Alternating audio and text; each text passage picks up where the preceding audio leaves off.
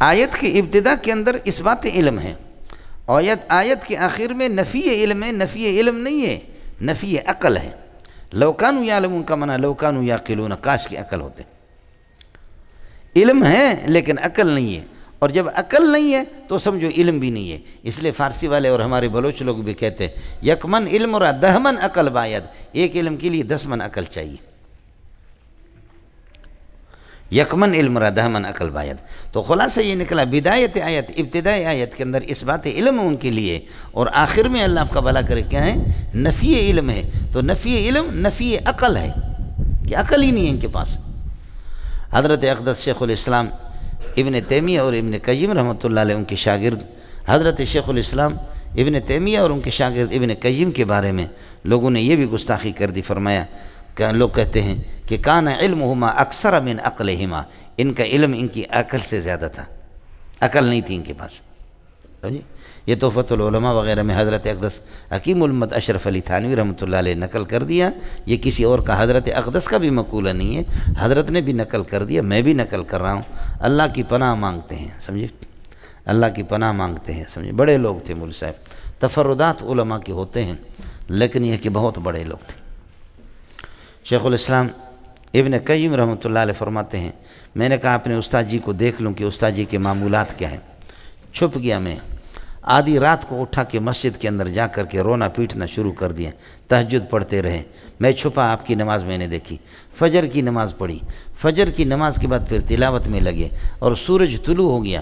اس کے بعد اشراق پڑھا، پھر تلاوت کرنے لگے یہاں تک کہ چاش تک. پھر چلے گئے، میں چھپ گیا. 1 دن 2 دن 3 دن 4 دن 5 دن مسلسل آدھی رات سے میں چھپ کر کے اس کو دیکھتا تھا. 4-5 دن کے بعد اچانک مجھے دیکھ لیا. میں نے کہا استاد جی آپ ناشتہ کس ٹائم پہ کھاتے؟ صبح کا کھانا ناشتہ کس ٹائم پہ کرتے ہیں اور کیا آپ کے معمولات ہیں؟ فرمایا آپ کب سے؟ میں نے کہا 3-4 دن سے آپ کو دیکھ رہا. فرمایا کہ ابن القیم ابن قیم ھذا غداؤنا، ہمارا کھانا یہی ہے روزانے کا. ابن القیم ھذا غداؤنا، ہمارا غدا یہی ہے. سمجھتے؟ گل بھی گئے گلشن بھی گئے، پھولوں کے پتے رہ گئے، اچھے سارے مر گئے، الو کے پٹے رہ گئے. بڑے لوگ تھے جی، سمجھ رہی میں ہے کہ ھذا غداؤنا، یہ ہمارا غدا ہے جو آپ دیکھ رہے ہیں اور کچھ نہیں ہے. آئے مسئلہ سمجھ؟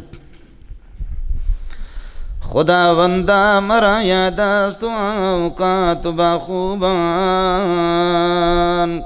خدا بندہ مرا یا دست اوقات باخوبان، دیگر بارے نصیب ماں کنی نیک ساتھا.